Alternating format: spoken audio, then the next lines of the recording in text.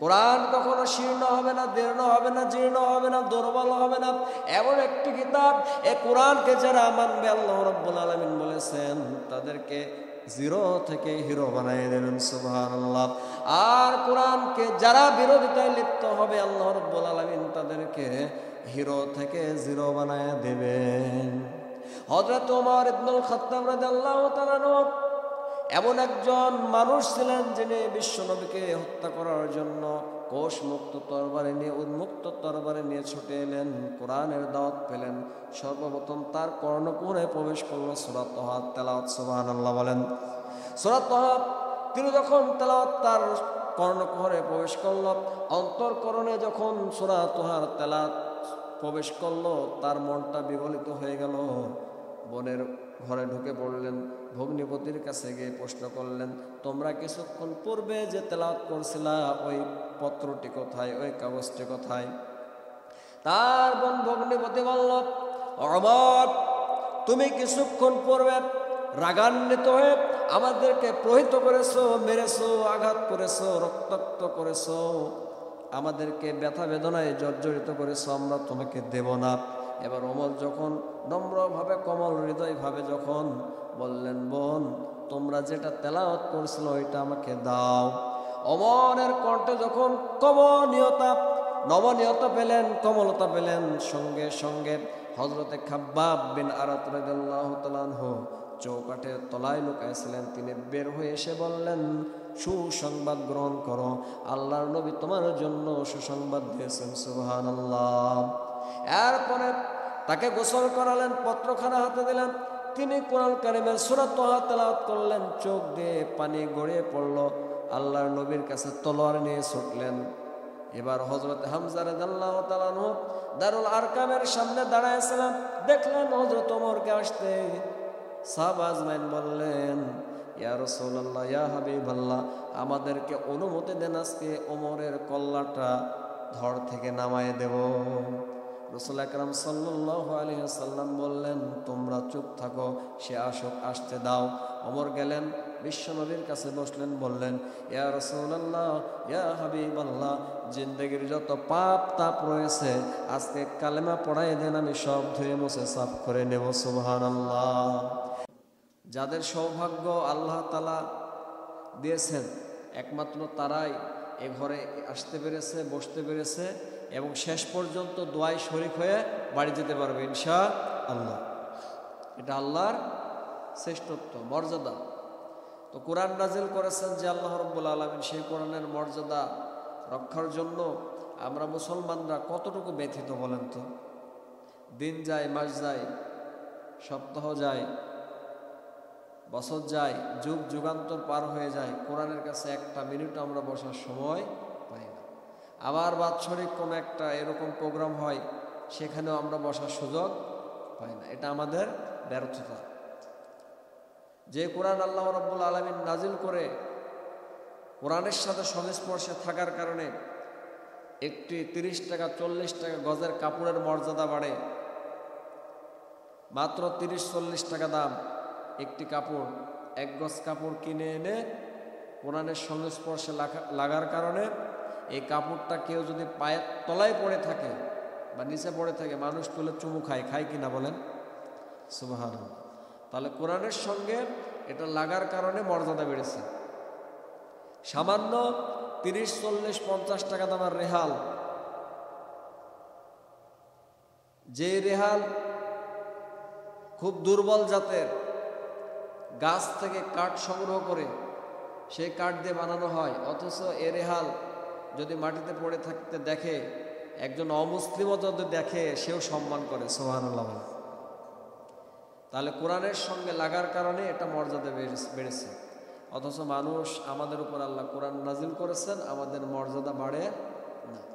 আল্লাহ রাব্বুল আলামিন বলেন, বিসমিল্লাহির রহমানির রহিম, লাউ আনজালনা হাযাল কুরআনা আলা জাবালিন লারাআইতাহু খাশিআন মুতাসাদ্দিআন মিন খাশিয়াতিল্লাহ। আল্লাহ রাব্বুল আলামিন কোরআন কারীমের মধ্যে সূরা হাশরের মধ্যে বলেছেন, লাউ আনজালনা হাযাল কোরআন, আমি যদি কোরআন কারীমকে কোনো পাহাড়ের উপর নাজিল করতাম, যদি কোরআন কারীমকে পাহাড়ের উপর নাজিল করতাম, অবতীর্ণ করতাম, তুমি দেখতে পেতে পাহাড় ভয়ে প্রকম্পিত হয়ে যেত। সুবহানাল্লাহ। এই কোরআন কারীম আমি নাজিল করেছি। আল্লাহ রাব্বুল আলামিন বলেন, ইন্না নাহনু নাযালনা যিকরা ওয়া ইন্না লাহু লাহাফিজুন। নিশ্চয় আমি এই কোরআন কারীম নাজিল করেছি, জিকির নাজিল করেছি, এই কোরআন কারীম সংরক্ষণের দায়িত্ব আমি আল্লাহর। সুবহানাল্লাহ। কোরআন নাজিল করেছেন আল্লাহ রাব্বুল আলামিন। তিনি কিভাবে কোরআন সংরক্ষণ করবেন এই প্রক্রিয়া আমাদেরকে জানিয়ে দিয়েছেন। তিনি বলেছেন, ওয়ালাকাদ ইয়াসসারনাল কুরআনা লিযিকর ফাহাল মিন মুদ্দাকির। আল্লাহ রাব্বুল আলামিন পবিত্র কোরআন কারীমের মধ্যে বলেছেন, ওয়ালাকাদ ইয়াসসারনাল কুরআনা লিযিকর ফাহাল মিন মুদ্দাকির। আমি এই কোরআন কারীমকে নাজিল করেছি, নাজিল করার পর এই কোরআন কারীম তোমাদের জন্য মুখস্থ করা, তেলাওয়াত করা, শিক্ষা শিখানো, হৃদয়ঙ্গম করা, অনুভব করা, আমল করানো তোমাদের জন্য সহজ করে দিয়েছে। সুবহানাল্লাহ। এবার আমাকে বলুন, পৃথিবীতে মানুষ যত শিক্ষিত মানুষ রয়েছে, আজকে সকালবেলা ছাত্র ভাইরা আমার যে পড়াশোনাটা করেছেন, যেটা মুখস্থ করেছেন, যে পাঠ মুখস্থ করেছেন, বিকালবেলা যদি ধরা হয় হুবহু অ্যান্সার দেওয়া সম্ভব না। কিন্তু আমার আল্লাহর কিতাব, আমার আল্লাহর কালাম সকালবেলা মুখস্থ করেছেন, বিকালবেলা যদি আবার ধরা হয় হুবহু তেলাওয়াত করে দেওয়া সম্ভব। সুবহানাল্লাহ। এই পৃথিবীতে ছোট্ট বেলা থেকে আমরা বড় হলাম, এই পর্যন্ত বয়প্রাপ্ত হয়ে উপনীত হয়ে গেলাম, বয়স আমাদের হলো অনেকটাই। এই বয়সে উপস্থিত হওয়ার আগ পর্যন্ত আমরা মক্তব মাদ্রাসায় গিয়েছি, পাঠশালায় শিক্ষা অর্জনের জন্য গিয়েছে, শিক্ষকদের কাছ থেকে ABCD শিখেছে, আলিফ বাতাও শিখেছে, ক খ শিখেছে, সরে অসরে শিখেছে। আমাকে বলুন, ছোট্টবেলায় মক্তবে যে সূরাগুলা মুখস্থ করেছেন এখনো ভুলে গিয়েছেন কিনা? ভুলেন নাই। সুবহানাল্লাহ। কিন্তু স্কুলে গিয়ে ছোট্টবেলায় যে পড়াগুলা শিখেছেন ওগুলা বলা সম্ভব না। সুবহানাল্লাহ। এমনকি এমনও মানুষ রয়েছে যাদেরকে সরে অসরে ক খ যদি ধরা হয় শুরু থেকে শেষ পর্যন্ত, অনেক মানুষ রয়েছে শেষ পর্যন্ত বলা সম্ভব না। কিন্তু আমার আল্লাহর কিতাব এমন কিতাব, আল্লাহ বলেছেন, ওয়ালাকাদ ইয়াসসারনাল কুরআনা লিযিকর ফাহাল মিন মুদ্দাকির। আমি কোরআন কারীম তোমাদের জন্য সহজ করে নাজিল করে দিয়েছি। সুবহানাল্লাহ। যদি বান্দা চাও এটা মুখস্থ করতে পারো, যদি বান্দা চাও তাফসীর করতে পারো, যদি বান্দা চাও এটা হৃদয়ঙ্গম করতে পারো, যদি বান্দা চাও এটা তেলাওয়াত করতে পারো সুললিত কণ্ঠে, যদি বান্দা চাও এই কোরআন কারীম যদি বুঝতে চাও বুঝতে পারো, যদি বান্দা এই কোরআন কারীম মানুষকে বোঝাতে চাও এটাও তোমার দ্বারা সম্ভব। সুবহানাল্লাহ বলেন। আল্লাহ বলেছেন, ইয়াসসারনাল কুরআনা লিযিকর। এই কোরআন কারীমের জিকিরকে, অনুধাবনকে সহজ করে দেওয়া হয়েছে। সুবহানাল্লাহ। এভাবে করে যদি আমরা কোরআন কারীমের বিস্ময়কারিতা, আশ্চর্যকারিতা লক্ষ্য করি, তাহলে দেখব গত 1400 বছর ধরে কোরআনে একটা হরফের পরিবর্তন হয় নাই। সুবহানাল্লাহ। আল্লাহর নবী, বিশ্ব নবী জনাব মুহাম্মদুর রাসূলুল্লাহ সাল্লাল্লাহু আলাইহি ওয়াসাল্লাম বলেছেন, লা তুহসা আযাইবুহু ওয়া লা তুবলা গরাইবুহু ফীহি মাসাবিহুল হুদা ওয়া মানারিল হিকমা। আল্লাহর নবী বলেছেন, লা তুহসা আযাইবুহু ওয়া লা তুবলা গরাইবুহু। কোরআন এমন একটি বিস্ময়কর কিতাব, এর ভিতরে এমন আশ্চর্যকারিতা রয়েছে যার আশ্চর্যকারিতা কখনোই শেষ হবে না। সুবহানাল্লাহ। কোরআন কখনো শীর্ণ হবে না, দীর্ণ হবে না, জীর্ণ হবে না, দুর্বল হবে না। এমন একটি কিতাব, এই কোরআনকে যারা মানবে আল্লাহ রাব্বুল আলামিন বলেছেন তাদেরকে জিরো থেকে হিরো বানিয়ে দেবেন, সুবহানাল্লাহ। আর কোরআনকে যারা বিরোধিতায় লিপ্ত হবে আল্লাহ রাব্বুল আলামিন তাদেরকে হিরো থেকে জিরো বানিয়ে দেবেন। হযরত ওমর ইবনুল খাত্তাব রাদিয়াল্লাহু তাআলা এমন একজন মানুষ ছিলেন যিনি বিশ্বনবীকে হত্যা করার জন্য কোষমুক্ত তরবারি নিয়ে, উন্মুক্ত তরবারি নিয়ে ছুটে এলেন, কোরআনের দাওয়াত পেলেন।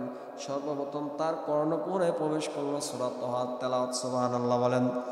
সূরা তাহা তিনি যখন তেলাওয়াত তার কর্ণকুহরে প্রবেশ করলো, অন্তরকরণে যখন সূরা তাহার তেলাওয়াত প্রবেশ করলো, তার মনটা বিগলিত হয়ে গেল। বোনের ঘরে ঢুকে পড়লেন, ভগ্নিপতির কাছে গিয়ে প্রশ্ন করলেন, তোমরা কিছুক্ষণ পূর্বে যে তেলাওয়াত করছিলা ওই পত্রটি কোথায়, ওই কাগজটি কোথায়?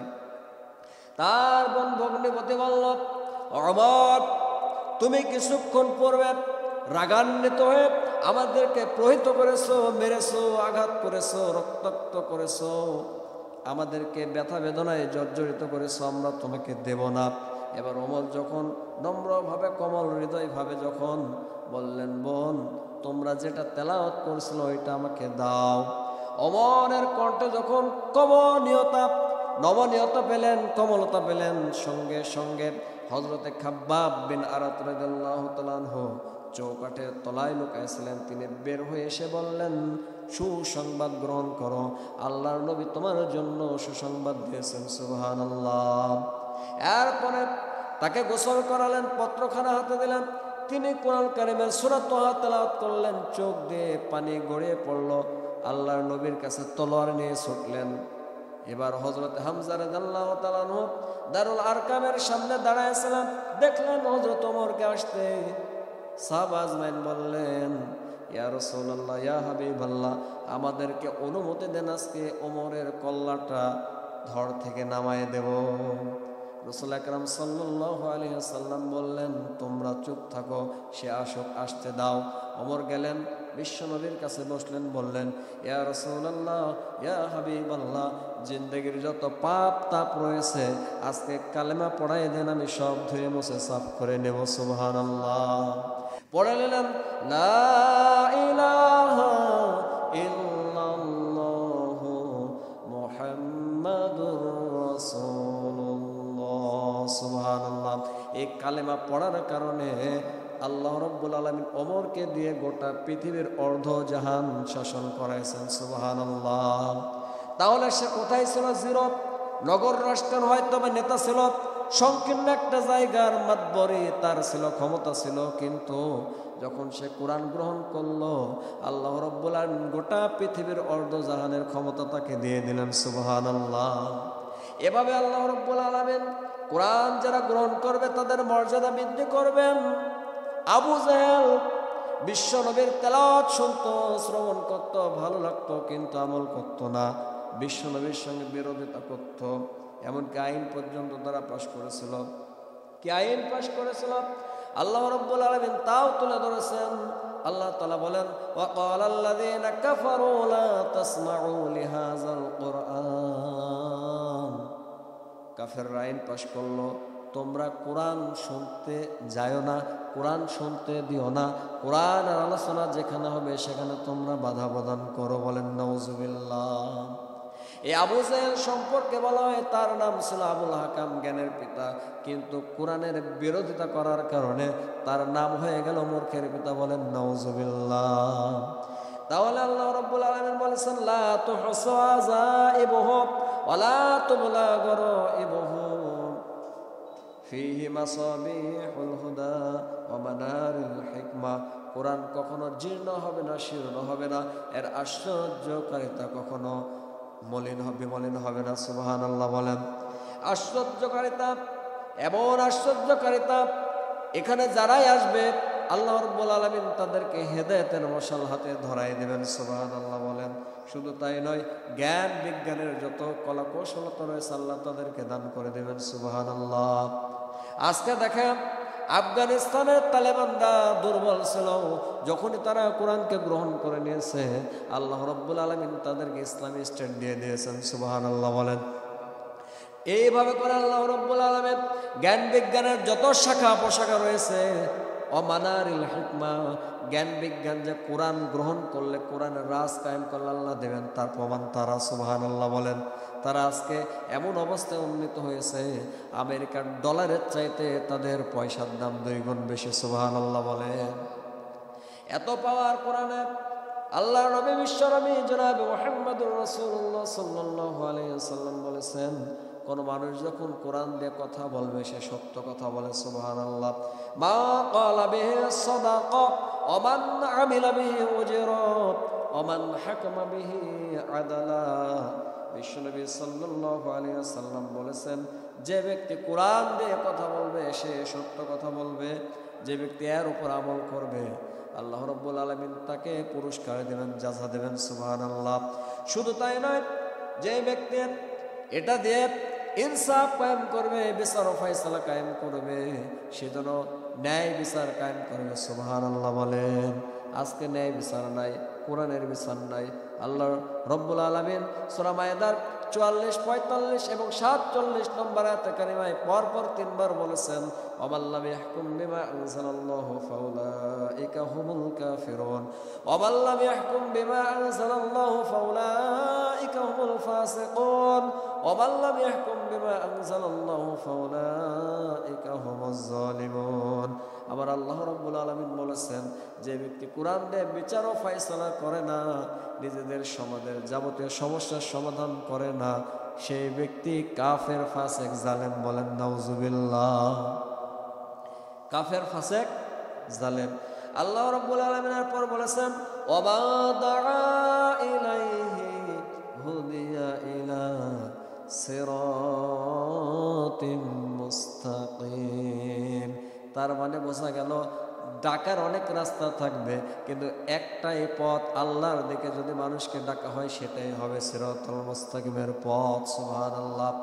বাম দিকে অনেক অসংখ্য বক্রপথ থাকবে। বিশ্বনবী জনাবে মুহাম্মদুর রাসূলুল্লাহ সাল্লাল্লাহু আলাইহি ওয়াসাল্লাম সাওয়া'আস সাবিল এবং সিরাতুল মুস্তাকিমের ব্যাখ্যায় বলেছেন, একদিন মাটিতে বসে তিনি অনেকগুলা বক্র রেখা টানলেন এবং একটি সরল রেখা টানলেন। সাহাবা আজমান জিজ্ঞাসা করলেন, ইয়া রাসূলুল্লাহ, ইয়া হাবিবাল্লাহ, এর মানেটা কি? বিশ্বনবী বললেন, বক্র যতগুলা রেখা রয়েছে এগুলো অসংখ্য পথ, চোরাগুলি। এই বক্র পথগুলা জাহান্নামে যাওয়ার পথ। এর মধ্য দিয়ে যে সমান্তরাল সরল রেখা, এটা হলো সিরাতুল মুস্তাকিম, জান্নাতের পথ। সুবহানাল্লাহ।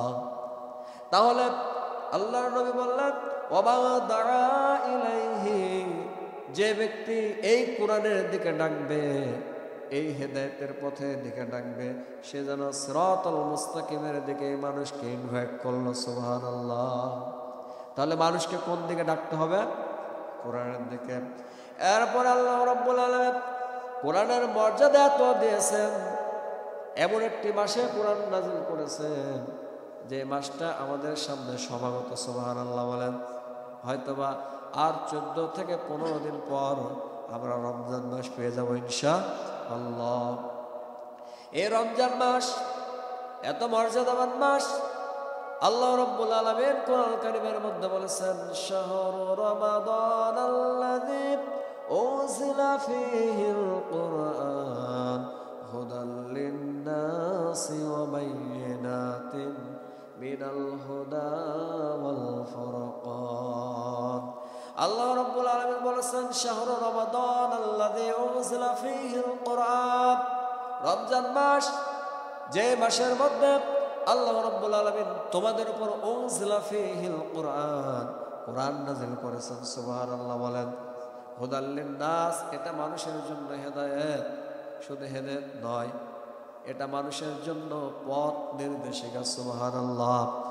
এবং পথ নির্দেশিকার সঙ্গে সঙ্গে এটা মানুষের জন্য সত্য মিথ্যার পার্থক্যকারী কিতাব হিসেবে নাযিল করেছেন। সুবহানাল্লাহ। আল্লাহর বাচনভঙ্গি কত সুন্দর। আল্লাহ রাব্বুল আলামিন বলেছেন, শাহরু রমাদান, রমজান মাস, এই যে শাহরুন শব্দের অর্থ হলো মাস, মান্থ।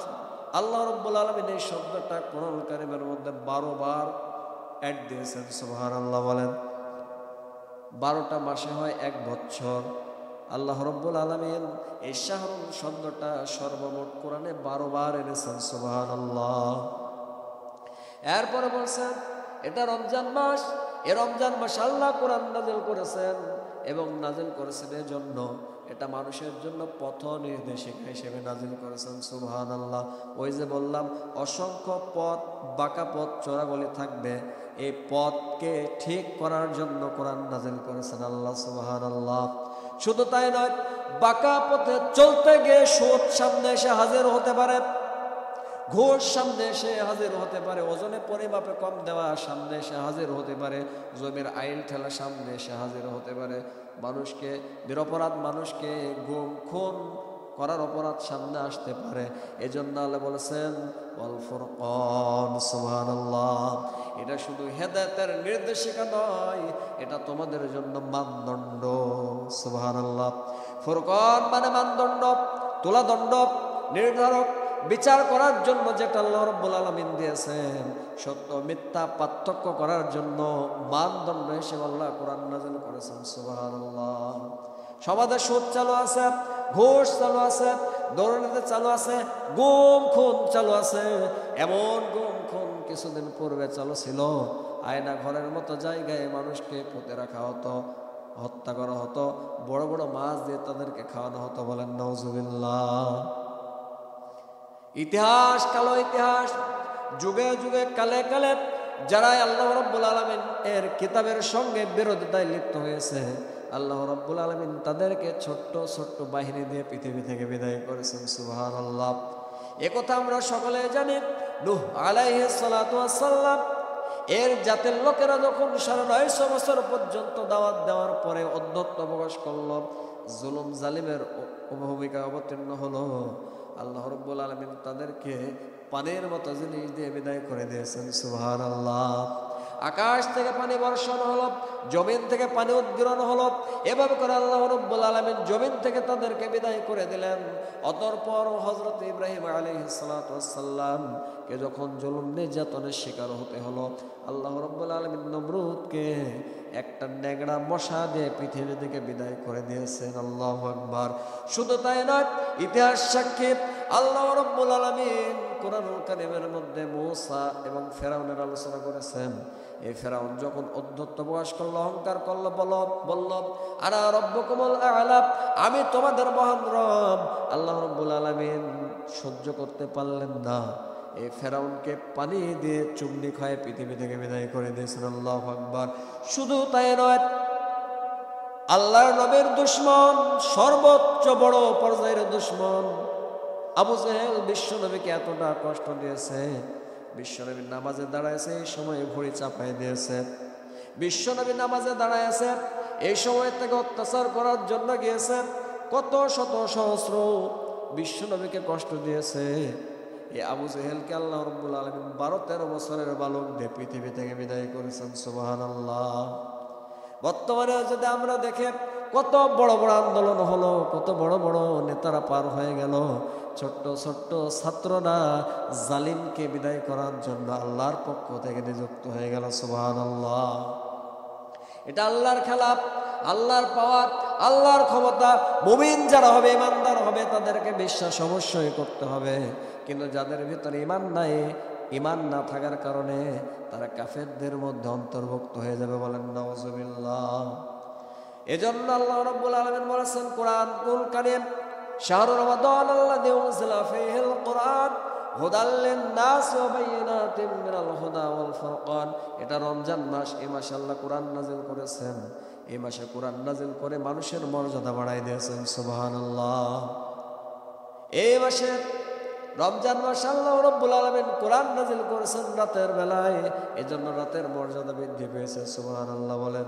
এই কোরআনকে যারা মানবে, আল্লাহ রাব্বুল আলামিন তাদেরকে জিরো থেকে হিরো বানায় দেবেন। সুবহানাল্লাহ। একটি ঘটনা বলে আপনাদের কাছে, খুব মনোযোগ দিয়ে শ্রবণ করবেন, তাহলে অনেক শিক্ষা আমরা অর্জন করতে সক্ষম হব। হযরত আব্দুল্লাহ বিন মুবারক রাহমাতুল্লাহ আলাইহি। এর ঘটনা আপনারা সকলে জানেন। তিনি একবার হজ করতে গেলেন। হজের কার্যক্রম সম্পন্ন করে তিনি কাবা চত্বরে ঘুরছেন ফিরছেন, বাসায় আসার জন্য প্রস্তুত হচ্ছেন। দেখলেন কাবা ঘরের পাশে একজন চাদর মুড়ি দিয়ে শুয়ে রয়েছে। তিনি কাছে গেলেন, চিন্তা করলেন এই যে চাদর মুড়ি দিয়ে লোকটা শায়িত রয়েছে, মনে হয় মৃত্যুবরণ করেছে। চিন্তা করে পাশে গিয়ে সালাম দিলেন, বললেন আসসালামু আলাইকুম। কি বললেন? আসসালামু আলাইকুম, তোমার উপরে আল্লাহর পক্ষ থেকে শান্তি বর্ষিত হোক। সুবহানাল্লাহ। চাদরের মধ্য থেকে সালামের জবাব ওয়া আলাইকুম আসসালাম না হয়ে সালামের জবাব আসলো সূরা ইয়াসিনের ভাষায়, সালামুন কওলাম মির রাব্বির রহিম। সুবহানাল্লাহ। আল্লাহ রাব্বুল আলামিন সূরা ইয়াসিনের মধ্যে বলেছেন সালামুন কওলাম মির রাব্বির রহিম, পরম করুণাময় রবের পক্ষ থেকে তোমার উপরে শান্তি বর্ষিত হোক। অর্থাৎ বুড়ি মহিলা ওয়া আলাইকুম আসসালাম না বলে কোরআন কারীমের আয়াত পড়ে বোঝাতে চাইলেন আল্লাহর পক্ষ থেকে আপনার উপরে শান্তি বর্ষিত হোক। সুবহানাল্লাহ বলেন। এবার মুহাদ্দিস সাহেব চিন্তা করলেন এই বৃদ্ধ মহিলা এখানে শায়িত রয়েছে। চিন্তা করতে করতে বললেন, মা, হজের কার্যক্রম তো শেষ হয়ে গেছে, সব কিছু শেষ হয়ে গেছে, আপনি কেন এখানে পড়ে রয়েছেন? কি কারণে পড়ে রয়েছেন? বুড়ি এবার কোরআন কারীমের মধ্য থেকে সূরা আরাফের 186 নম্বর আয়াতে কারিমা তেলাওয়াত করে বললেন, মাইয়ুদলিলিল্লাহু ফালা হাদিয়া লাহু। বুড়ি কোরআন কারীমের আয়াতে কারিমা তেলাওয়াত করে বললেন, আল্লাহ রাব্বুল আলামিন যাকে পথ ভ্রষ্ট করেন তাকে পথ দেখাতে কেউ পারে না। সুবহানাল্লাহ। আয়াতে কারিমা তেলাওয়াত করে বুড়ি বুঝাতে চাইলেন, মুহাদ্দিস সাহেব, আমি পথ হারাই ফেলেছি, সবার সঙ্গে কেউ নাই, পথ হারাই ফেলেছে, এজন্য এখানে শায়িত অবস্থায় রয়েছে। এবার মুহাদ্দিস সাহেব বললেন, মা, এই জায়গায় পড়ে রয়েছেন একাকিনী, কেউ নাই দেখা, কতদিন হয়ে গেল এখানে পড়ে রয়েছেন। এবার বুড়ি কোরআন কারীমের সূরা মারিয়াম থেকে আয়াতে কারিমা 10 তেলাওয়াত করে বললেন, সালাসা লায়ালিন সাবিয়্যা। সুবহানাল্লাহ। 3 রাত পূর্ণ হয়ে গেছে। সুবহানাল্লাহ। কয় রাত? বুড়ি আয়াতে কারিমা তেলাওয়াত করে বললেন 3 রাত পূর্ণ হয়ে গেছে। এবার মুহাদ্দিস সাহেব বললেন 3 দিন পূর্ণ হয়ে গেল, খাবার নাই, দাবার নাই, একাকিনী পড়ে রয়েছেন, কোনো কি খাবার খেয়েছেন নাকি, কোনো খাবার পানীয় খেয়েছেন নাকি প্রশ্ন করলেন।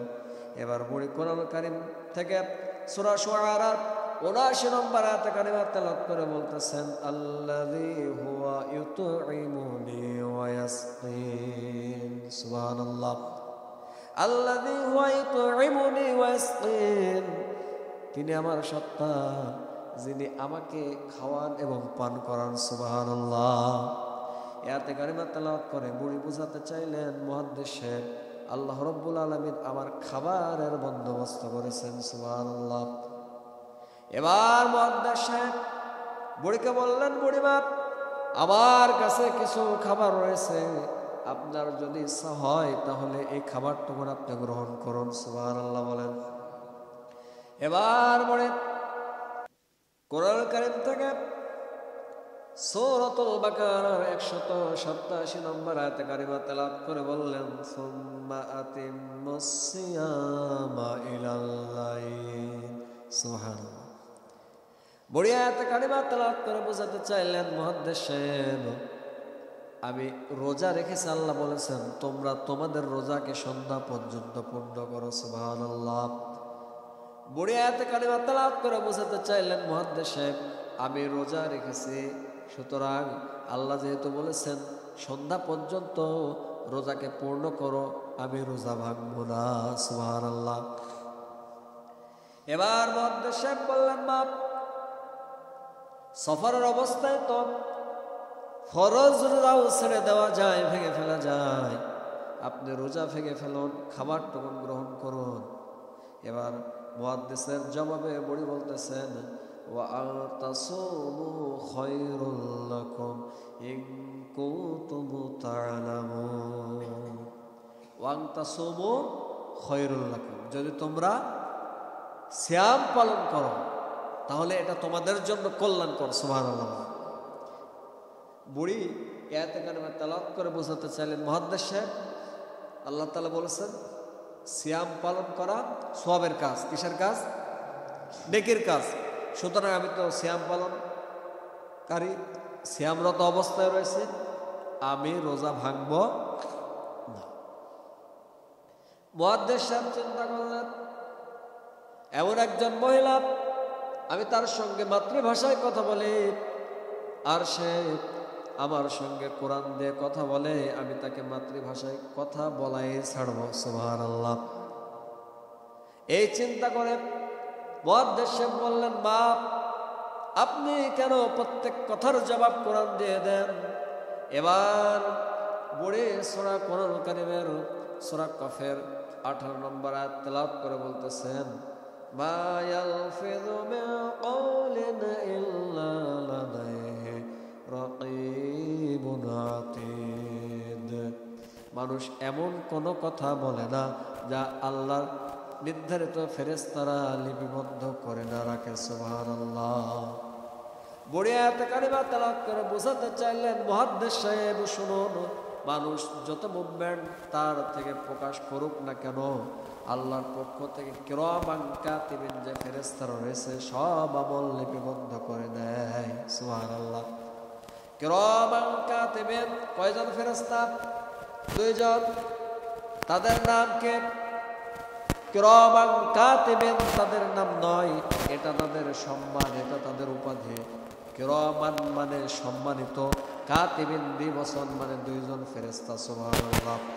আল্লাহ বলেছেন কিরামান কাতিবিন ইয়ালামুনা মা লা তাফআলুন, তোমরা যা কিছু করো না কেন কিরামান কাতিবিন 2 জন সম্মানিত ফেরেশতা তোমাদের কাছে রেখে দিয়েছে, এই 2 জন নোট করতেছে। সুবহানাল্লাহ।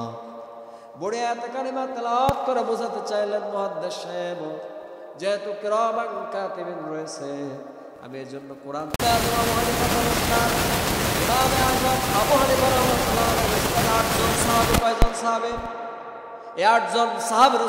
বিশ্বনবী জনাবে মুহাম্মদুর রাসূলুল্লাহ সাল্লাল্লাহু আলাইহি ওয়াসাল্লাম। সুবহানাল্লাহ।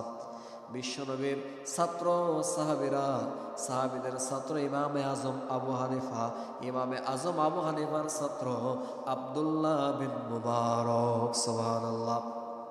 আব্দুল্লাহ বিন মুবারকের ছাত্র ইমাম বুখারী। সুবহানাল্লাহ বলেন। জানাতুন আলেম তিনি নয়, তার সম্পর্কে তার সাথীরা বলেছেন, ইদা সারা আব্দুল্লাহ মিম্বার উলাইলাতান, ইদা সারা আব্দুল্লাহ মিম্বার উলাইলাতান সারা'নাহা নূরুহা ওয়া জামালুহা।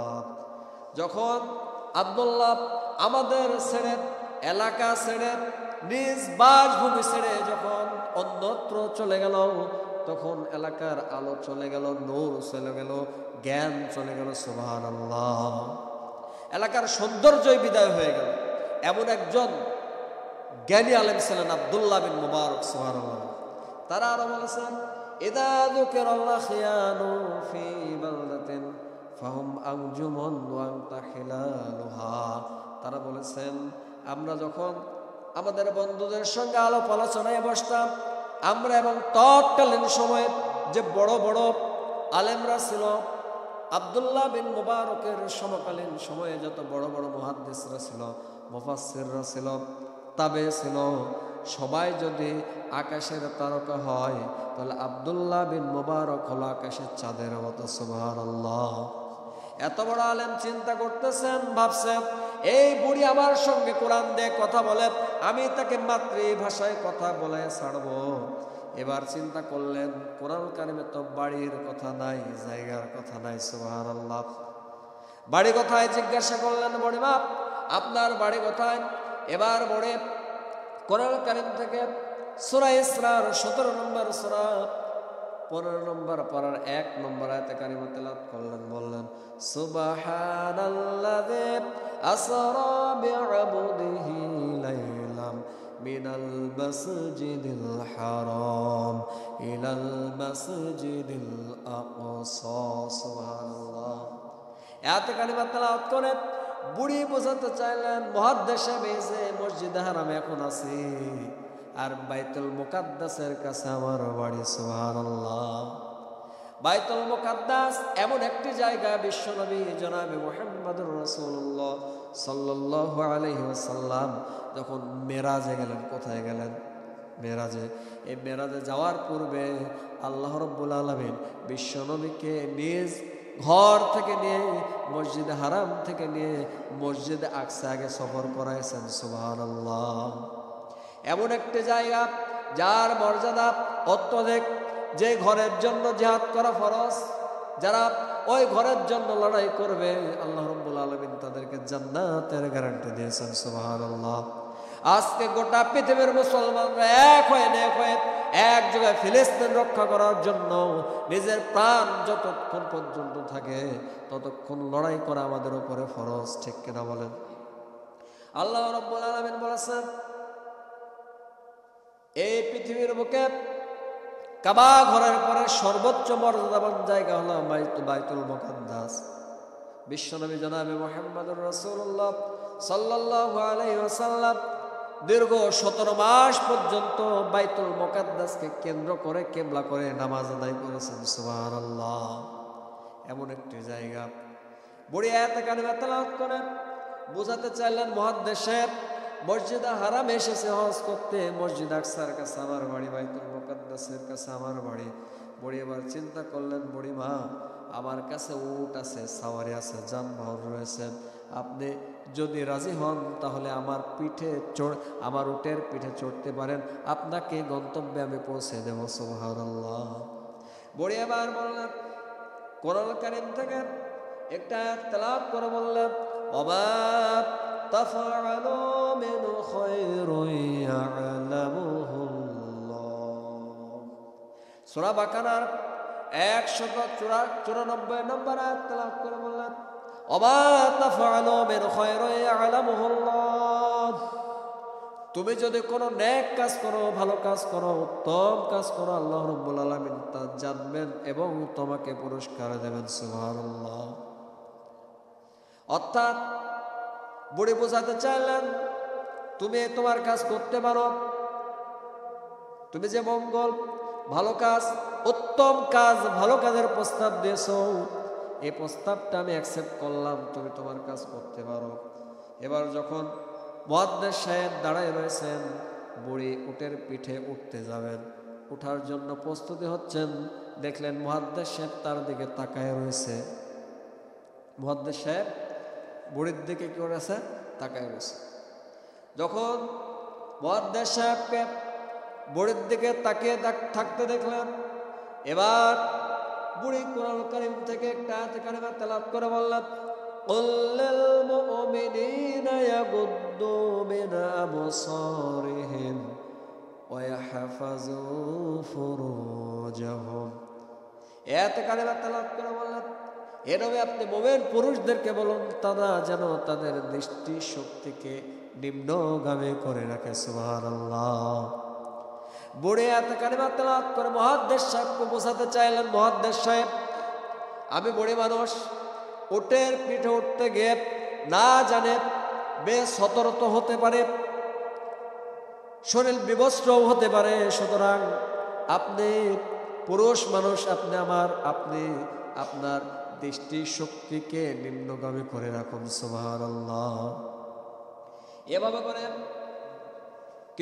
কিছুক্ষণ হাঁটার পর, যাওয়ার পর, কিছু পথ অতিক্রম করার পর মুহাদ্দিস সাহেব চিন্তা করলেন এতক্ষণ পর্যন্ত শত সহস্র চেষ্টা করার পরেও বুড়িকে মাতৃভাষায় যখন কথা বলাইতে পারলাম না, তাহলে এবার জিজ্ঞাসা করি সন্ততি আছে কি না, দেখি কি জবাব দেয়।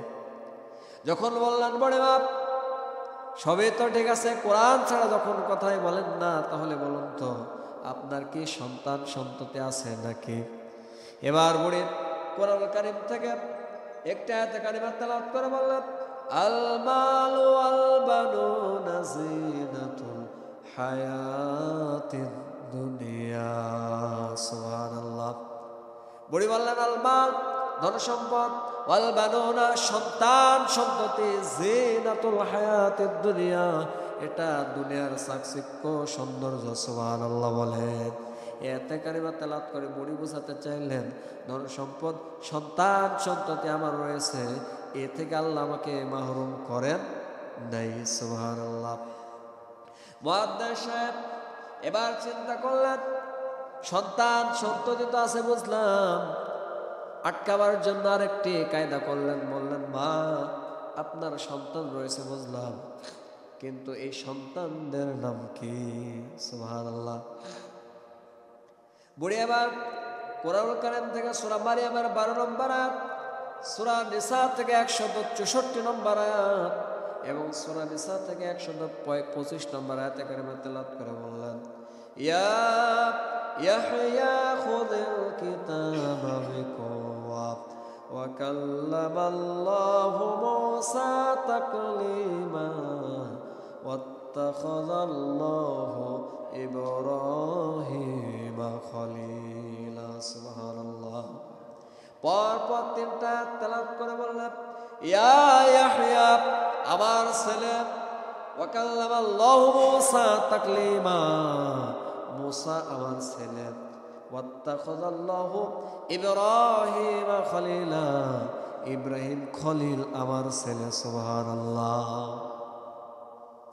এভাবে করে দীর্ঘ সময় অতিক্রম করার পর বুড়ি যখন তার গন্তব্যে পৌঁছে গেলেন, গন্তব্যে পৌঁছে যাওয়ার পর বাড়িতে পৌঁছে সন্তানদের উদ্দেশ্যে বললেন, কোরআন কারীম থেকে সূরা কাহফের 19 নম্বর আয়াত কারিমা তেলাওয়াত করে সন্তানদের উদ্দেশ্যে বললেন, ফাবআসু আহাদাকুম বিওয়ারিকিকুম হাযিহি ইলাল মাদিনা। সুবহানাল্লাহ। সন্তানদের উদ্দেশ্যে আয়াত কারিমা তেলাওয়াত করে বললেন, ফাবআসু আহাদাকুম তোমাদের মধ্য থেকে কেউ একজন বাজারে যাও, হাযিহি ইলাল মাদিনা মাদিনা মানে শহর। বললেন তোমাদের মধ্য থেকে কেউ একজন শহরে যাও। কোথায় যাও? শহরে যাও। শহরে গিয়ে কিছু খাবার দাবার, ফল ফলাদি, মাছ মাংস যা কিছু রয়েছে এগুলা তোমরা কিনে নিয়ে এসো। খাবার দাবার যখন নিয়ে আসা হলো, আনার পরে যখন খাদ্য তৈরি করা হলো, খাদ্য যখন তৈরি হয়ে গেল, মুয়াদ্দিস সাহেবের সামনে খাদ্য পরিবেশন করে বুড়ি বললেন, কুলু ওয়াশরাবু হানিআম বিমা আসলাফতুম ফিল আইয়ামিল খালিয়া। বুড়ি মুয়াদ্দিস সাহেবের সামনে খানা রেখে বললেন, কুলু ওয়াশরাবু হানিআম বিমা আসলাফতুম ফিল আইয়ামিল খালিয়া। এই যে পূর্ব সময় আমার জন্য যে কষ্ট আপনি সহ্য করলেন, মুয়াদ্দিস সাহেব এই জন্য কিছু খাবার আপনার সামনে রাখা হয়েছে, আপনি খাবার গ্রহণ করুন। সুবহানাল্লাহ। তাহলে দেখুন, খুব চিন্তা করে আগের মানুষ কোরআনকে কিভাবে মূল্যায়ন করেছে। সুবহানাল্লাহ। এখন যদি আমি আপনার শত সহস্র চেষ্টা করে ইমাম বুখারীর মতো একজন বুখারী খুঁজে পাওয়া যাবে না। পাওয়া যাবে নাকি? ইমাম মুসলিমের মতো ইমাম মুসলিম খুঁজে পাওয়া যাবে না। ইমাম আবু দাউদের মতো আবু দাউদ খুঁজে পাওয়া যাবে না। মুয়াত্তা মালিকের মতো মালিক খুঁজে পাওয়া যাবে না। ইমাম আবু হানিফার মতো ইমামে আজম খুঁজে পাওয়া যাবে না। আব্দুল্লাহ বিন মুবারকের মতো আলেম খুঁজে পাওয়া যাবে না। ওই বৃদ্ধা মহিলার মতো কোনো মহিলা খুঁজে পাওয়া যাবে না। আস্তে আস্তে জ্ঞান বিলুপ্ত হতে শুরু করেছে। জ্ঞান আমাদের থেকে বিলুপ্ত হয়ে গিয়েছে। যা জ্ঞান এসেছিল, জ্ঞানের পরিপূর্ণতা পেয়েছে বিশ্বনবীর সময়, আর ওই সময় থেকে জ্ঞান বিলুপ্ত হওয়া শুরু করেছে। ঠিক কিনা? জ্ঞান ওই সময় থেকে বিলুপ্ত হওয়া শুরু হয়েছে। আদম আলাইহিস সালাম থেকে জ্ঞান শুরু। وعلم آدم الأسماء كلها ثم عرضهم على الملائكة فقال أنبئوني بأسمائها أولئك إن كنتم صادقين। আল্লাহ রাব্বুল আলামিন আদমকে আল্লামা বানিয়েছিলেন, জ্ঞানী বানিয়েছিলেন। সেই সময় থেকে জ্ঞানের শুরু। আর বিশ্ব নবী কাছে এসেছে, জ্ঞান পরিপূর্ণতা পেয়েছে। সুবহানাল্লাহ। বিশ্ব নবীর পরে যে সাহাবা আজমাইন কোরআন এবং হাদিসের যে তাফসীর করে গেছেন, যে হাদিস সংরক্ষণ করেছেন স্মৃতিপটে, এরকম মানুষ কি একজন আছে পৃথিবীতে? নেই। সুবহানাল্লাহ। তাহলে জ্ঞান আস্তে আস্তে আমাদের থেকে কি হচ্ছে? বিলুপ্ত হয়ে যাচ্ছে আস্তে আস্তে। এভাবেই ওই যে কিয়ামতের একটা আলামত, আল্লাহ তার কালামকে, কিতাবকে, ইলমকে তুলে নেবেন। ইমাম বুখারীর মতো ইমাম হবে না, ইমাম মুসলিমের মতো ইমাম মুসলিম আর হবে না, ইমাম আজম আবু হানিফা রহমতুল্লাহর মতো আর ইমাম হবে না, আল্লামা সাঈদী রহমতুল্লাহর মতো আর আলেম হবে? এরকম বক্তা পাওয়া যাবে? এরকম মুফাসসির পাওয়া যাবে? সুবহানাল্লাহ। কি সুললিত কণ্ঠ! কোরআন যেখানে আলোচনা করেছেন, দল মত নির্বিশেষে তার আলোচনা শ্রবণ করেছেন। সুবহানাল্লাহ। এরকম আলেম, বিদগ্ধ আলেম বিদায় হয়ে গেছে। আমার আপনার এলমের যে দৌরাত্ম্য, যে গভীরতা, সকালবেলার ইমান থাকে তো বিকালবেলা ইমান থাকে না। আমাদের এমন অবস্থা। পরিশেষে আপনাদেরকে বলবো, কবর খুবই নিকটে, আমাদের খুবই কাছে কবর। 3.5 হাত জায়গার জন্য সামানা তৈরি করতে হবে। করা যাবে তো ইনশাল্লাহ?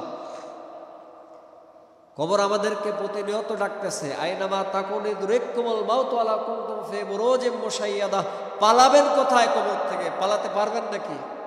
ওই যে একজন লোক শুনছে হুজুরদের মুখে যে কুকুর যে ঘরে থাকে ওই ঘরে নাকি ফেরেশতা ঢোকে না। কি ঢোকে না? ফেরেশতা ঢোকে না। ও কায়দা করছে যে কুকুর ঢুকলে নাকি ফেরেশতা ঢোকে না। ঠিক আছে, কুকুর ব্যাপক হারে পালা শুরু করছে। ঘরে কুকুর, রান্নাঘরে কুকুর, পায়খানাতে কুকুর, সাথে কুকুর, মাথায় কুকুর, গায়ে কুকুর, সব জায়গায় কুকুর, যাতে আজরাইল না আসতে পারে। কে না আসতে পারে? একদিন তার বন্ধু তার বাড়িতে গেছে বেড়াতে, যাই দেখতেছে এই অবস্থা। বলে, আরে বন্ধু, কি ব্যাপার? তোমার বাড়িতে তো কুকুরের খামার, এত কুকুর কেন? বন্ধু বলে, ওটা তুমি বুঝবা না। আরে বলো না, একটু বুঝাই, বললে তো বোঝা যাবে। এবার বন্ধু বলতেছে, কুকুর লালন পালন করছে এজন্য যে আমি শুনেছি হুজুররা বলছে কুকুর যদি লালন পালন করা হয়, কুকুর যে ঘরে থাকবে বিনা প্রয়োজনে ওই ঘরে ফেরেশতা ঢুকতে পারবে না। আমি চিন্তা করলাম এই বুদ্ধিটা কাজে লাগাই। আজরাইলও তো একজন ফেরেশতা, মালাকুল মউত। এখন যদি কুকুর লালন পালন করে তার হাত থেকে বাঁচা যায়, তাহলে তো বুদ্ধিটা ভালো নাকি? এবার ওই আগন্তুক বন্ধু বলছে, বন্ধু তোমার লজিক ঠিকই আছে, কিন্তু যে আজরাইল মানুষের রুহ কবজ করে ওই আজরাইল কিন্তু কুকুরেরও রুহ কবজ করে। সুবহানাল্লাহ। অ্যান্সার আছে না নাই? আল্লাহ বলছেন, আইনামা তাকুনু ইদরিককুমুল মাউতু ওয়া লা কুনতুম ফি বুরুজিম মুশাইয়াদা। পালাবেন কোথায় মৃত্যু থেকে? যেখানে পালান না কেন, মৃত্যুর ফেরেশতা মালাকুল মউত সেখানে হাজির হয়ে যাবে, মোলাকাত করবে। মৃত্যুর ফেরেশতা আমাদের পিছনে পিছনে রয়েছে, অথচ মৃত্যুর যখন সময় হয়ে যাবে সে সময় আমাদের হাতের কার্যক্রম বন্ধ হয়ে যাবে, চক্ষুর দৃষ্টিশক্তি হারায় যাবে, অকেজো হয়ে যাবে, পায়ের চলৎশক্তি বন্ধ হয়ে যাবে। এক গ্লাস, এক ফোঁটা পানি খাওয়ার জন্য পৃথিবীতে এক ফোঁটা পানি থাকবে না, চাউল থাকবে না আমার জন্য বরাদ্দ। নিঃশ্বাস বন্ধ হয়ে যাবে। যে ফেরেশতাদেরকে আল্লাহ রাব্বুল আলামিন আমার চলৎ শক্তির জন্য, বলার জন্য, আলাপ আলোচনার জন্য, মুআশারাতের জন্য নিযুক্ত করে রেখেছিলেন, এই ফেরেশতারা সকলেই বিদায় নেবে। একে একে যখন বিদায় নিয়ে যাবে, অসার বডিটা পড়ে থাকবে, রুহটা তার ভিতরে রয়েছে, শুধু চেয়ে থাকবো, কিচ্ছু বলার নেই। এ সময় মালাকুল মউত এসে যাবে কোথায়? সামনে। কারণ আমার বডি অকেজ। এখন মালাকুল মউত থেমে থাকার জিনিস নয়, সে সামনে এসে হাজির হয়ে যাবে। আমরা মালাকুল মউত বলবো, মৃত্যুর ফেরেশতা বলবো। কি বলবো? মালাকুল মউত। যেহেতু কোরআন এর ভিতরে আজরাইল শব্দটা নেই, এজন্য মালাকুল মউত বলবো। কি বলবো? মৃত্যুর ফেরেশতা বলবো। জিবরাইল, মিকাইল, ইসরাফিল, এই তিনটা নাম আল্লাহ তাআলা পরপর 1 নম্বর পারা 14 নম্বর পৃষ্ঠায় সূরা বাকারায় আল্লাহ তাআলা উল্লেখ করেছেন তিনটা নাম। কেন সেখানে কি আজরাইলের নামটা আল্লাহ উল্লেখ করতে পারতেন না? পারতেন। সেই ফেরেশতার নাম দিয়েছেন মালাকুল মউত। কি দিয়েছেন? মালাকুল মউত। এই মালাকুল মউত যখন আসবেন, যা আল হক সাকরাতুল মাউত বিল হক, আল্লাহ রাব্বুল আলামিন বলেছেন মৃত্যুর ফেরেশতা যখন আসবে, মৃত্যুর যে যন্ত্রণা হবে এটা সত্য, বাস্তব। আল্লাহু আকবার। মৃত্যুর ফেরেশতা আমার আপনার বডির ভিতরে রূহটাকে যখন কবজ করবে, তখন সাঁতার যেমন করে আমরা দিই নদীতে, সমুদ্রের ভিতরে যেভাবে আমরা সাঁতার দিই, যেভাবে সাঁতার দিয়ে আমরা কিনারে প্রবেশ করার জন্য চেষ্টা করি, ঠিক তেমনিভাবে মৃত্যুর ফেরেশতা গোটা বডির প্রত্যেকটি শিরা উপশিরায় এভাবে সাঁতার মেরে মেরে আমার আপনার রূহটাকে বের করে নেবে। কত ভয়ানক অবস্থা চিন্তা করেন। আল্লাহ রাব্বুল আলামিনের কাছে মৃত্যুর যন্ত্রণা থেকে পানাহ চাইতে হবে। যদিও মৃত্যু যন্ত্রণা মুমিনদেরও হবে, কাউকে আল্লাহ রাব্বুল আলামিন এটা থেকে ছাড় দেবেন না। ইমানদার হলে তো গুনাহ থাকে কি না? যারা ইমানদার আমরা এখানে আছি, কেউ কি এক কথায় এক বাক্যে বলতে পারবো আমি গুনাহ করি নাই? এরকম বলতে পারবো কেউ? তাহলে গুনাহ আছে। যত ঈমান থাক, মুমিন হই, আল্লাহ রাব্বুল আলামিন মৃত্যুর যন্ত্রণা দিয়ে, ঈমান আছে এই কারণে তার জন্য জান্নাত বরাদ্দ হবে, এটা পরবর্তী বিষয়। কিন্তু মৃত্যুর সময় যে কষ্টটা দিবেন, এটা দিয়ে আল্লাহ রাব্বুল আলামিন তার পরবর্তী কষ্টের যে তার জিন্দেগিতে গুনাহ রয়েছে, এটা আল্লাহ তাআলা কিছুটা লাঘব করে দেবেন। সুবহানাল্লাহ বলেন। আল্লাহ রাব্বুল আলামিনের দয়া এতটা, এত সুবিশাল দয়া, সুবহানাল্লাহ বলেন, যে দয়ার কারণে আল্লাহ রাব্বুল আলামিন আমাদের শত সহস্র অপরাধ গোপন রেখেছেন। সুবহানাল্লাহ বলেন। আমরা কত অপরাধ করেছি, আল্লাহ গোপন রেখেছেন। কত অপরাধ আমাদের জিন্দেগিতে আছে, আল্লাহ গোপন রেখেছেন। আল্লাহ নবী সাল্লাল্লাহু আলাইহি সাল্লাম বলেছেন, মানুষের অপরাধ ততক্ষণ পর্যন্ত আল্লাহ প্রকাশ করে না যতক্ষণ না সে নিজে প্রকাশ করে। সুবহানাল্লাহ বলেন। আল্লাহ নবী সাল্লাল্লাহু আলাইহি সাল্লাম অপরাধের ব্যাপারে শুনতে অসন্তুষ্টি প্রকাশ করেছেন। কোনো মানুষ যদি অপরাধ করেছে, একজন মহিলা জেনা করে সে বিশ্বনবীকে বলতেছেন, রাসূলুল্লাহ আমি পাপ করেছি। বিশ্বনবী বারবার বলছেন তুমি চলে যাও। 3 বার বলার পরে বিশ্বনবী বললেন, এই মহিলাটি কি পাগল? এর মস্তিষ্ক কি বিকৃত? এর কি সমস্যা আছে, রোগগ্রস্ত? সাহাবা আজমাইন খোঁজ নিয়ে বললেন, না ইয়া রাসূলুল্লাহ, সে ভালো। এই যে 3 বার ফেরত দেওয়ার মানে হলো গুনাহের কথা শোনাও ঠিক না, বিশ্বনবী শুনতে চাচ্ছেন না। ওই মহিলা যদি চলে যেত আর মাপ চাইতো, আল্লাহর কাছে আল্লাহ মাফ করে দিতেন। সুবহানাল্লাহ। রজম করা লাগতো না। তো জিন্দেগিতে যত গুনাহ আছে আল্লাহর কাছে আমরা মাপ চাই, আল্লাহ রাব্বুল আলামিন অবশ্যই আমাদের মাফ করে দেবেন ইনশাআল্লাহ। কবর ভয়ানক জায়গা, কঠিন জায়গা। আমার আপনার কত আত্মীয় স্বজন চলে গেছে, যায় না? দেখেন আমরা কতদিন তাদেরকে মনে রাখি, কতদিন। আপনি যদি আজকে মারা যান, 3 দিন পর আপনার বাড়িতে আপনার সন্তানরা, ভাই ভাতে যারা খাদ্যের আয়োজন করবে, করে কিনা? এটা স্বাভাবিক করে। খাবার খেতে খেতে আনন্দ হয়, হাসি ঠাট্টা হয়, গল্প গুজব হয়, হয় না? কিচ্ছু থাকে না মানুষের ভিতরে, যে অনুতাপ কিচ্ছু থাকে না। গত 3 দিন পূর্বে একজন মারা গেছিল, আমার এক মুসল্লি, 16 যেখানে আমি জমা পড়াই। ক্যান্সার হয়েছিল, দীর্ঘ 1.5 মাস রোগ ভোগের পরে সে মারা গেছে দুপুরবেলা। আজকে তার বাড়িতে দাওয়াত ছিল, কি হাসি আনন্দ, আস্তাগফিরুল্লাহ। এটা কল্পনা করা যায়? প্রতিটা জায়গায় একই অবস্থা। যেখানে আপনি আমি মারা গেলে 3 দিন 4 দিন পর হাসি ঠাট্টা আনন্দ উল্লাসে পৃথিবী ভরপুর হয়ে যাবে, সেখানে আপনার বাবা মারা গেছে কত আগে, আপনার সন্তানরা একটা বারের জন্য তার জন্য ভাবে না? ভাবে? শুধু কি তাই, আপনার দাদা মারা গেছে তারও কত আগে। আমার আপনার সন্তান আপনার দাদার জন্য আমার দাদার জন্য 1 সেকেন্ডের জন্য ভাবে না? ভাবে নাকি? আমি আপনি যে বাড়িতে অট্টালিকা নির্মাণ করে, গৃহ নির্মাণ করে বসত বাড়ি বানিয়েছি, উদ্যান বানিয়েছি থাকার জন্য, অবস্থান করার জন্য, যে অট্টালিকা নির্মাণ করেছি, কত সুন্দর বাড়ি, চাকচিক্য, এই জায়গাটা ছিল কিন্তু ওনার। কার ছিল? আমার আপনার বাবার দাদার। উনি রেখে গেছেন কিভাবে? আমার বংশধর, আমার সন্তানরা এটা ব্যবহার করবে। কি করবে? আল্লাহ না করুন, এখন যদি আপনার বাপের দাদা, এখন যারা আছেন বাপের দাদা মনে হয় কারো নেই, আছে নাকি? নেই। এখন আমার আপনার বাবার দাদা যদি জীবিত হয়ে আসে আর বলে যে এই জমি আমার, সব তোরা নাম, আমার মনে হয় 1 কোটির ভিতরে একজন আছে এরকম যে জমি ফেরত দেবে। দেবে নাকি? দেবে না। যদিও আসে, কথার কথা যদি আসে, আল্লাহ তাআলা নিদর্শন স্বরূপ যদি পাঠায়ও দেন যে দা তোর জমি জায়গা যা আছে, তোর বংশধররা এটা ভালোভাবে ব্যবহার করছে না।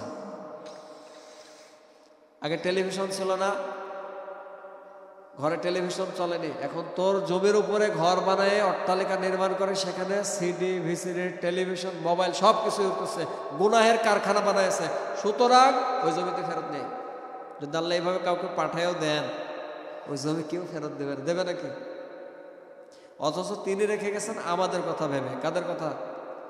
আমার বংশধর, আমার পরবর্তী বংশধররা এটা পড়বে, ব্যবহার করবে, খাবে দাবে, ফসল বপন করবে, রোপণ করবে।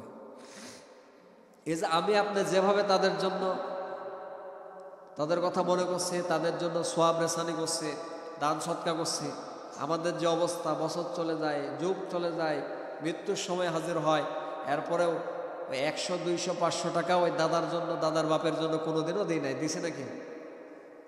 দিইনি, দান করিনি তার জন্য, তার উদ্দেশ্যে। তাহলে আমি আপনি যেদিন দাদার বাপ হব, আমি আপনি যেদিন দাদার বাপের অবস্থায় উপনীত হব, আমার আপনার যখন কবর রচিত হয়ে যাবে, আর আমার আপনার নাতি পুতি পৌত্র যারা পৃথিবীতে থাকবে, তারা আমাদের জন্য 1 টাকাও ব্যয় করবে না। করবে নাকি? আমি আপনি যেমন তাদের জন্য দোয়া করি, যেমন তাদের জন্য দান করে, যেমন তাদের জন্য নামাজ শেষ করে মোনাজাতে আল্লাহর কাছে দুখানা হাত তুলে 2 ফোঁটা জল প্রবাহিত করি, যে অবস্থা আমাদের, ঠিক তদ্রূপ অবস্থা হবে পরবর্তী প্রজন্ম যারা আসবে তাদের। এজন্য নিজ দেশ, বাসস্থান, বাসগৃহ, অবস্থান ঠিক নিজেদেরকেই করতে হবে।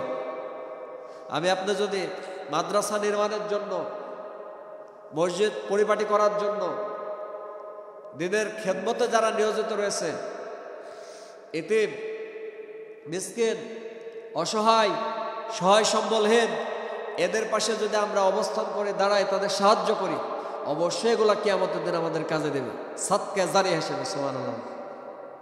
অথচ দেখেন কত এতিম ঘুরে শীতের দিনে, গায়ে ভালো একটা বস্ত্র নাই, কত মাদ্রাসার ছাত্র রাস্তাঘাটে ঘুরে, মাদ্রাসায় পড়ে, অথচ গায়ে একটা ভালো জ্যাকেট নাই। আছে না এরকম? তাদেরকে ডাকুন, কাছে ডাকুন, ডেকে 10 টাকা 20 টাকা পকেটে প্রবেশ করায় দেন, পকেটের ভিতরে দিয়ে দেন, আল্লাহর আরশ খুশি হয়ে যাবে। সুবহানাল্লাহ। আপনার অট্টালিকা দান করার প্রয়োজন হবে না, জায়গা জমি সব কিছু বিসর্জন দেওয়ার প্রয়োজন হবে না। কিছু কিছু কাজ খুবই ছোট, কিন্তু এর এতই পাওয়ার, আল্লাহর আরশ পর্যন্ত খুশি হয়ে যায়। সুবহানাল্লাহ। একটা ইতিমের মাথায় হাত বুলায় দেন, একটা ইতিমের মাথায়, তার পিতা নাই, মা নাই, এদেরকে মাদ্রাসায় পড়ান 5 জন মিলে, 10 জন মিলে, হবে না এরকম? এলাকায় ইতিম আছে না? তাদেরকে চায়ের হোস্টেলে না পাঠায়, দোকানে, মুদি দোকানে না পাঠায়, 5 জন মিলে, 10 জন মিলে, 15 জন মিলে প্রত্যেক মাসে 100 টাকা 50 টাকা চাঁদা দিয়ে এই বাচ্চাটাকে মাদ্রাসায় পাঠায় তাদের মাসের ভরণ পোষণ আপনারা করেন। সুবহানাল্লাহ। ওয়াল্লাহি, আল্লাহর কসম করে বলছে, পৃথিবীতে যত রকম ভালো ভালো কাজ আছে সবচাইতে ভালো কাজ এটা। সুবহানাল্লাহ বলেন। আল্লাহ রাব্বুল আলামিন কোরআন কারীমের মধ্যে বলেছেন যে তোমরা জাহান্নামে কেন আসছো? তারা বলবে ক্বালু লাম নাকু মিনাল মুসাল্লিন ওয়া লাম নাকু নুতঈমুল মিসকিন। যখন তাদেরকে জাহান্নামীদেরকে বলা হবে জাহান্নামে কেন এসেছো, তারা বলবে আমরা মুসল্লি ছিলাম না, আর কি করি নাই, এতিম মিসকিনদেরকে খাদ্য দেই নাই, তাদের ভরণ পোষণের ব্যবস্থা করি নাই, শিক্ষা চিকিৎসার জন্য ব্যবস্থা করে না, ওর মতো চলে চলো, তাতে আমার কি? কিয়ামতের দিন আল্লাহ রাব্বুল আলামিন ফকির মিসকিনদের দিকে অবস্থান করবেন, করে বলবেন আমি কি ক্ষুধার্ত ছিলাম না? আমি কি ক্ষুধার্ত ছিলাম না? অনাহারে ছিলাম না? অভুক্ত ছিলাম না? আল্লাহকে ক্ষুধা লাগে নাকি? মূলত আল্লাহ রাব্বুল আলামিন ওই এতিম মিসকিন অসহায় নিঃস্ব সহায় সম্বলহীনদের পক্ষ করবেন, করে বলবেন আমি আজকে এদের পক্ষ হয়ে গেলাম। সুবহানাল্লাহ। এবার যা, ধনীরা কিভাবে জান্নাতে যাবে যা। আল্লাহ যদি কারো পক্ষ হন তাহলে কি অবস্থা হবে চিন্তা করেন। এজন্য এতিম মিসকিন অসহায় সহায় সম্বলহীন যারা রয়েছে তাদের পাশে থাকতে হবে। মানুষ তো এমন, আমরা কৃপণতা করতে করতে কার্পণ্য হতে হতে এমন একটা পর্যায়ে পৌঁছে গিয়েছে, মানুষের হক আমরা নষ্ট করি না? অনেকে এতিম যারা রয়েছে তার চাচারা, আত্মীয় স্বজনেরা, ফুফা ফুফি যারা রয়েছে এরা কিন্তু হক নষ্ট করে না? করে।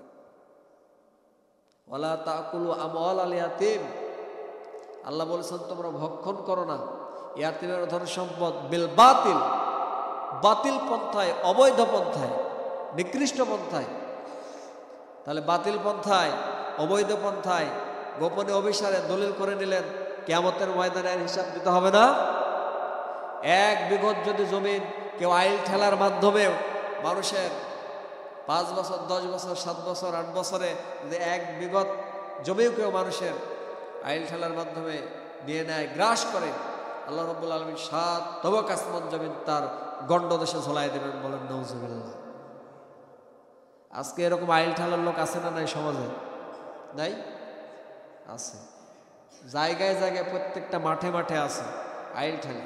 প্রতি বছরে কাঁচি দিয়ে, হাসি দিয়ে, কোদাল দিয়ে, কোড়াল দিয়ে, বটি দিয়ে, দা দিয়ে, যেভাবে সহজ হয় সেভাবে আইল ঠেলে। বছরের সারা বছরের প্রত্যেকটা সিজনের যতগুলো সিজন আছে সিজনের মাঝখানেও আইল ঠেলে। এরকম নাই? আছে। কতটুকু নেবেন? 3.5 হাতের তো বেশি না। 3.5 হাত যে পাবেন ওইটুকু আপনার না। আমি প্রমাণ, অনেক মানুষ জানাজা আল্লাহর রহমতে আমি দিয়েছি, অনেক মানুষের জানাজা দিয়েছে, অনেক মানুষের 100 পার হয়ে গেছে আল্লাহর রহমতে, আলহামদুলিল্লাহ। এত জানাজা আমি দিয়েছি আল্লাহর রহমতে। আমি দেখেছি এমনও মানুষকে জানাজা দিয়েছে যে জায়গায় হুবহু আরেকটা মানুষকে জানাজা দেওয়া হয়েছে। সুবহানাল্লাহ। আমি গত 1.5 থেকে 2 মাস হবে একটা জানাজায় গেছিলাম। কবর খনন যারা করেছে ওরা এসে আমাকে বললো হুজুর, পুঠিয়াতে এসে বললো হুজুর একটা কাজ হয়ে গেছে। কি? যেখানে কবর খনন করলাম দেখলাম হুবহু ওই জায়গাতে কবরের মাপ পড়ছে, মানে ওই জায়গাতে একটা লাশ ছিল। তা বললাম যে লাশ যেগুলো ছিল ওগুলা কি করলাম? বললাম আরেকটা কবরে ঢুকাই দিলাম। মানে যেগুলো ছিল আর কি, হাড্ডি গুড্ডি যেগুলো থাকে, মানুষ পচার পরে পচা কাপড় হাবি যাবে যেগুলো থাকে, এগুলো সব আরেকটা কবরে ঢুকাই দিল, কিন্তু লাশটা হুবহু একই জায়গায়। আমার তখন একটা জ্ঞান আসলে, আজকে 2-3 মাস, 1.5 মাস 2 মাস হলো, বেশি দিন হয়নি। আমি চিন্তা করলাম যে সুবহানাল্লাহ, মানুষ যে 3.5 হাত, আমরা যে বলি 3.5 হাত আমার হবে, এই 3.5 হাত আমার না, এই 3.5 হাত আমার না, 2 জন ভাগাভাগি। এই যে গোরস্থান গুলান আছে না, চাষ দেওয়া হয় না, চাষ কয় চাষ পড়ে, ফাল দিয়ে চাষের উপরে চাষ, চাষের উপরে চাষ। এই যে চাষ দিয়ে দিয়ে দিয়ে বছরের পর বছর যায়, একটা লাশের পর কতটা লাশ থাকে আল্লাহ তাআলাই ভালো জানে। তাহলে 3.5 হাত আমার। এই কথাটুকুন আল্লাহ তাআলা আমাদের বোঝার তৌফিক দেন, বলুন আমিন। চিন্তা করবেন আমি নাই, আমি শেষ, আমি মারা গেলে কি হবে, আমি যদি একবার চলে যাই আসার আর আমার সুযোগ নাই, এই চিন্তাগুলো করা যাবে তো ইনশাল্লাহ? আত্মসমালোচনা করতে হবে প্রতিদিন, সবার সময়, সারাদিনের কর্মের স্পৃহা, কর্মের যে কাজগুলান আমরা করেছি সারাদিন ভর, বন্ধুদের সঙ্গে গল্পের আড্ডায়, ব্যবসা বাণিজ্যে, পড়ালেখার মাধ্যমে, শিক্ষাক্ষেত্রে, মুআমালাত মুআশারাতের মাধ্যমে, পারিবারিক জীবনে, সাংসারিক জীবনে, ব্যক্তিনীতি, পরিবার নীতি, সমাজনীতি, রাষ্ট্রনীতি, যে নীতিতে থাকেন না কেন সব জায়গার নীতিমালা নিয়ে চিন্তা করবেন যে আমি আজকে মানুষকে ঠগাইছি না নিজে ঠগাইছি। ঠগাও যাবে না, ঠগানোও যাবে নাকি? বিশ্বনবী সাল্লাল্লাহু আলাইহি সাল্লাম একদা একটি বাজারে সজনের ডাটা কিনছেন। কোন ডাটা? সজনের ডাটা। আমরা যেটা খাই এটা পিওর খাবার, এখন বর্তমানে সবই তো ভেজাল, যেহেতু বাড়ির আশেপাশে গাছটা লাগানো যায় এবং সেখান থেকে একেবারে টাটকা ভেজাল মুক্ত খাবার পাওয়া যায়। সুবহানাল্লাহ বলেন। তো সজনের ডাটা কিনছেন, কিনতে গিয়ে দোকানের সাথে একটা ডাটা নিয়ে এভাবে টানাটানি চলতেছে। কয়টা ডাটা? একটা। চতুর্দিকে লোকজন দেখতেছে, আল্লাহর নবী, বিশ্ব নবী একটা ডাটা নিয়ে টানাটানি করে, এটা কেমন ধরনের হলো? লোকজন জড়ো হয়ে গেল। এরকম হলে তো স্বাভাবিক মানুষ আসতেই পারে নাকি? সব এসে বিশ্ব নবীকে বললেন, ইয়া রাসূলুল্লাহ, আপনি একটা ডাটা নিয়ে টানাটানি করেন, এটা কেমন ধরনের হলো?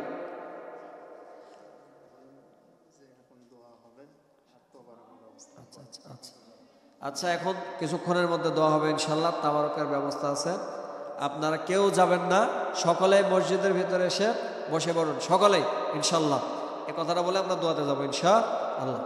বিশ্বনবী সাল্লাল্লাহু আলাইহি ওয়াসাল্লাম কি করলেন? সজনের ডাটা নিয়ে টানাটানি করছেন। সজনের ডাটা নিয়ে যখন টানাটানি করেন, সব চতুর্দিকের লোকজন এসে সমবেত হয়ে গেল। জমা হয়ে বলতেছে, ইয়া রাসূলুল্লাহ, আপনি একটা সজনের ডাটা নিয়ে টানাটানি করেন, আপনার বিশ্ব নবী, আপনার চাইলে তো উহুদের পাহাড় শোনা হবে। সুবহানাল্লাহ বলেন। রাসূল আকরাম সাল্লাল্লাহু আলাইহি সাল্লাম বললেন, দোকানে যখন ওজন দিয়েছিল, ওজন দেওয়ার সময় আমাকে যখন আমার ক্রয়কৃত দ্রব্য আমার ব্যাগে যখন সে প্রবেশ করাচ্ছিল, এ সময় দেখলাম একটি ডাটা নিচে পড়ে গেছে। আমি দেখলাম আমার ডাটা, ওই জন্য আমার ডাটাটা তুলতে যাচ্ছিলাম, আর এই ডাটা নিয়ে সে টানাটানি করছে। সাহাবীরা বললেন, বাজারের যত মানুষ ছিল তারা বললেন, ইয়া রাসূলুল্লাহ, একটা ডাটা ছেড়ে দিলেও তো হতো। আল্লাহর নবী বললেন, শোনো, আমি ইনসাফ কায়েম করতে এসেছি, চুরি শিক্ষা দিতে আসে নাই। আমি যদি আজকে এই ডাটাটা ছেড়ে দিই, তাহলে এই লোকটা আমার কাছে যদি এই কাজ করে, তাহলে অন্য মানুষকে আরো কম দেবে, আরো ওজনে ঠকাবে। আর আমি এসেছি জাস্টিস কায়েম করতে, ন্যায় বিচার কায়েম করতে। আমি যদি এখানে আজকে তাকে 2 নম্বরে শিক্ষা দিই, এই লোকটা বলে বেড়াবে আল্লাহর নবীর থেকে একটা ডাটা মেরে দিয়েছে, সে বুঝেও নাই, আর বুঝেও আমাকে ছেড়ে দিয়েছে, চুরি শিক্ষা দিয়েছে। বলেন নাউজুবিল্লাহ। তাহলে বোঝা গেল ঠকবেনও না, ঠগাবেনও ইনশাল্লাহ।